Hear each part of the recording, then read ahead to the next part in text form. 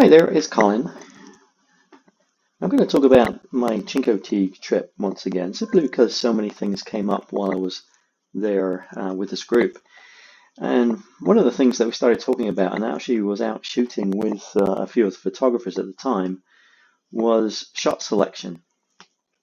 And not necessarily just shot selection on which shots to take, but which shots I choose when I'm post-processing. So one of the things that we started to look at because we stopped by the side of the road, we found this little location, and this great heron, it's a great white, um, was fishing along the side of the channel here in the marsh.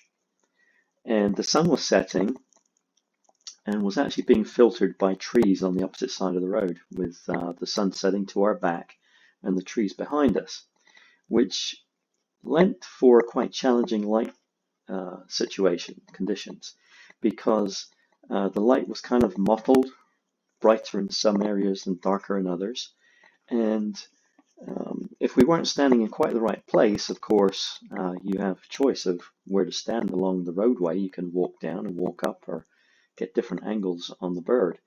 And where we first parked wasn't necessarily the greatest angle, simply because we were shooting crossways to the bird, and we were having a little bit of light lens flare coming into the camera because of the angle we were shooting from.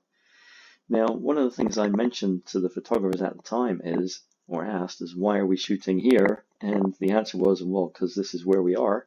Uh, and I can kind of understand that when you have 500 and 600 millimeter lenses mounted on tripods. It's sometimes a challenge to carry the equipment along with your backpack another 20 to 30 yards down the road to get a better angle. But that's what I encouraged some of them to do, or actually I encouraged all of them to do, but only some of them took the trip, which I found interesting. The ones that did, I think, got a better angle on the bird with the better light conditions, even though we were still working within the confines of mottled light. So those of you who've been to my workshops or have heard me talk about images in our image review on the Tuesday night meetings will often hear me say, choose your battles, choose where the light is right. Because once you choose where the light is right, or it gives you a better option, your images are going to look better. And that's one of the things that we were trying to do here. The other thing is that I also tell you to take a lot of pictures. Now, I don't mean take a lot of pictures of the same thing. I always tell you to move up, move left, move right, move down. And one of the things that was helping us here was that the egret, sorry, Mr. Heron, the heron was actually fishing along the bank, so he was moving, and we didn't have to, in as much as, he was doing a little bit of the work for us, and he wasn't moving very fast, so we didn't have to up our gear and move along to chase him. So he was fishing, moving quite slowly. So we were able to take a lot of pictures, and you'll see from my film strip here at the bottom of the screen is that I've got all these pictures of the same heron, and all in all I think I had about 30 of them, and those are the ones that survived the cull. So one of the other things that I was looking at was waiting for the right moment in time. The right moment being from this kind of distance, and I was using my lens at 600 millimeters, so he's a fair ways off in the distance. And I couldn't see the detail of the light falling on him, but I could see when he was in the light as opposed to in the shade. So I was trying to be selective about when I pressed the shutter release button. So I was trying to get him more in light than in shade, because that way he's a little bit brighter than his background. And white being white meant that that pops more when he's actually in sunlight. Now, compared to what the meter was telling, I was shooting this at about 3 stops under, and you can still see that even though the sun was not very strong, that when it hits a really white subject and a really dark background, I'm still a little bit overexposed. So the image did need a lot of help in post-processing. This particular one that I'm looking at here is still raw, it hasn't been processed. But what I'm looking for when I choose photographs then, I've got 30 of them to choose from, is I look for the details. I look for those gestures. I look for the things that are showing this bird being dynamic, showing off its hunting skills, but I also want it to show that when the light is correct or better. And it's better in some instances, in some pictures, than it is in others. So one of the reasons that I didn't use this image for post-processing is that I didn't like the light very much. You can see if you follow my cursor here that there's a lot of light on his neck and on his shoulders, but there's really not that much on his face. And I try to find the light on the face. So as I arrow through these images, you'll see that that changes. Okay, this is another file that I chose not to edit because even though the light is just getting a little bit better right here on the crown of his head and perhaps on his jawline, that it's still predominantly here on his shoulder area or under his shoulders. The next image though, he got into a little bit more better light, he got into a little bit better light, and he has a little tilt on his head. I liked this as a gesture, even though his head is a little bit lost in the reeds in the background. So I decided to process that one, and my processing only takes a minute or two, so it wasn't a big deal just to see how the final image would look. But I still wasn't completely happy, so I kept looking. Okay, this one again, pretty similar to the previous one. No point in processing one that you've already processed. Okay, still not quite there for me. But then this one popped a little bit more. The light, through my post-processing, I have to admit, I took the highlights down, clipped the white somewhat, evened out the tonality, added a vignette. You can see all the stuff that I did over here on the left-hand side. Okay, but I like the quality of the light on his face at this point. If I zoom in, you can see that a little bit better. We've got a little bit of definition here, a little bit of a shadow on top of the head. And shadows I like because it provides form. It shows that this is a three-dimensional object and not just a two-dimensional flat thing that we're photographing. So I do like shadows. And really what I'm trying to do is I'm trying to take a portrait of this bird. And that's the way I look at what I'm doing, because I do come from a portrait background. I was always looking for the right kind of light, and if I couldn't find it outdoors, we could always create it indoors using a studio, and we can always create the best light in the studio. And what I look for when I'm outdoors is to try and mimic that same light, to give me 3D modeling with the light doing its work, creating shadows and highlights and depth in the shadows.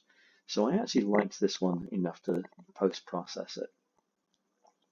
So I'm just going to skip through to this image. And I think you can see with a lot more definition what I'm talking about here, especially if I zoom in on the face. Look at that face. Very clearly defined shadows. See the muscle in his jawline here, defined by the shadow from the light that is hitting him. Okay. The highlights aren't blown out on the crown of his head, but then we get into a shadow on the back of his head, on the back of his neck, and showing the feather definition here, keeping in mind that this is still taken with a 600mm lens at something like, I think, 3200 ISO.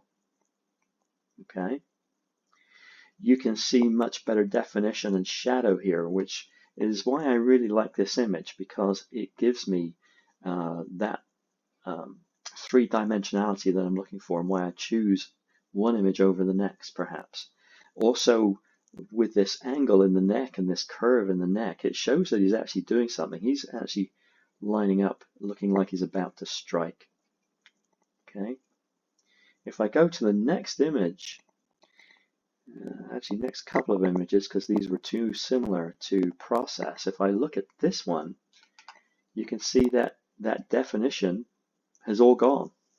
There is no muscular definition here on his jawline at all. He's looking a little bit flat. So when I'm looking for an image to process, this is the detail that I look at. So I'm waiting for the bird to move to that point at which I want to take the image. And you can see that he's in good light here. But then I'm even waiting for the angle of the face and the head to move into such a position that I can get better three-dimensionality and create the portrait of this bird.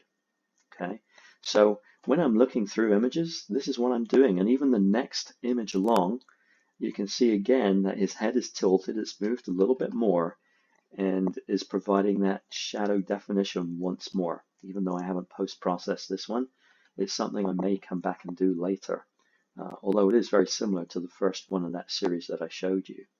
So what I'm hoping to have done here is I'm not going to go through every single image, but what I'm hoping to have done is show you some of the detail that I look for, but also that I wait for in taking the photograph in the first place. I'm waiting for the animal, the bird, to move into a location where it is in the best light. Am I taking images? Am I taking pictures before that? Yes, absolutely, because he may never move into that position. And I'd rather get the photo than not get the photo. But then what I'm waiting for, if I've got that photo, is then I'm making more images based upon those slight movements and looking for those gestures to actually show this animal or bird doing something. And then when I'm in the post-processing part of that, I'm looking for the absolute detail that I require to select one image over the other.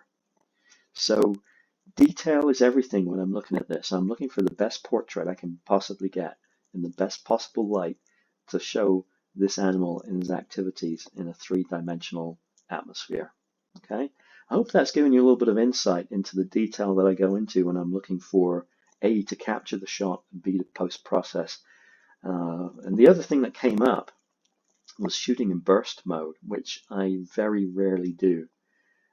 So these were shot as individual images, and I'm waiting and trying to predict the animal's motion into the position that I want to capture. I'm not just blasting away. Otherwise, this 30 images could have been 300 pretty quick. And you know what? I'm going to delete 290 of those anyway. I'd rather take my time, wait for the bird or animal to move where I want it to go, into the position that I want it to be in the light that I'm waiting for it to reach. Maybe that will happen, maybe it won't, but that's where patience come into being a nature and wildlife photographer. Hope this has been helpful. I'll catch you again later.